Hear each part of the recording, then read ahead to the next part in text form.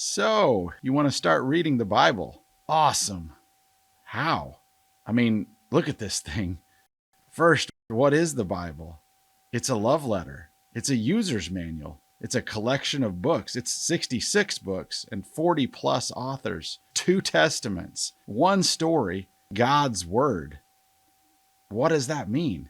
It means that while the Bible was written by human authors, God spoke through those authors to write exactly what he wanted them to say.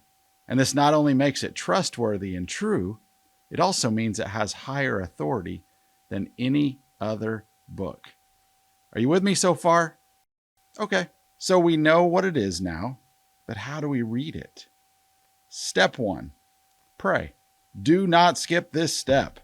It's always important to ask God for guidance as you read his word. It's always good to get yourself in the right mindset before you start. Step 2, open your Bible. But where to? Well, let me introduce you to your new best friend, the table of contents.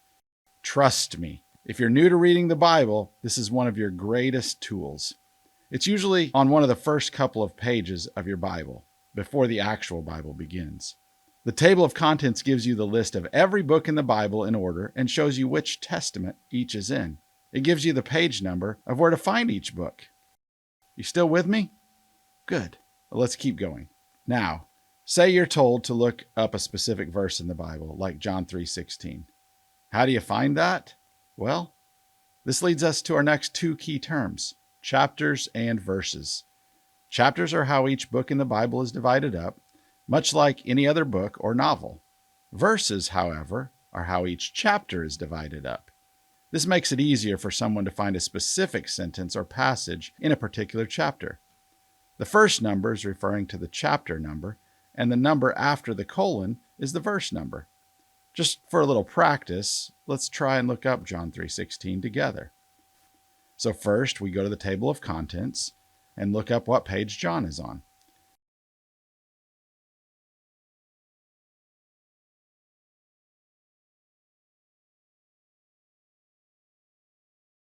After finding John, we look for the chapter number, and in this case, chapter 3, right here.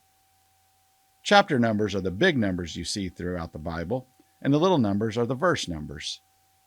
Now that we've found chapter 3, all we have to do is scroll down until we find the little 16, and bingo, John 3:16. Congratulations, you just looked up a Bible verse. Pretty exciting, isn't it? Now that you know how to look up any verse in the Bible, where do you start?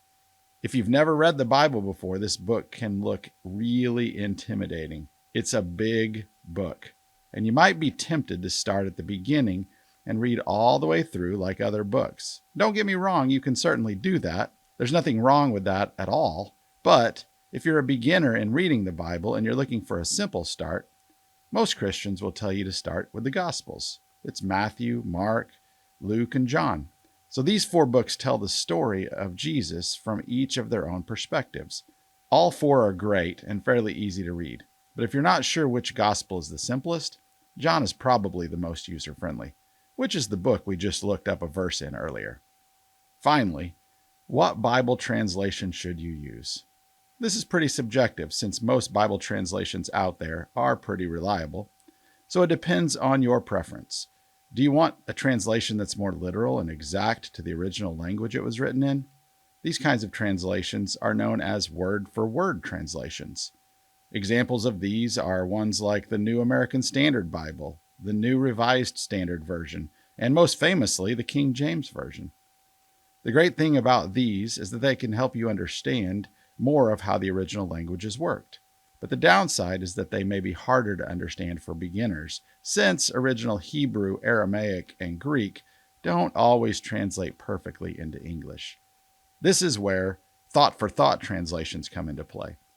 Some examples of these translations are the New International Version, the New Living Translation, and the Living Bible. These Bibles focus more on what message the original authors were trying to convey, not necessarily the exact phrasing.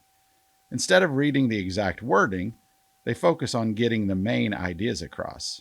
Get it? Well, that's pretty much Bible 101, and now you're ready to start your journey through the Word of God. So, What are you waiting for?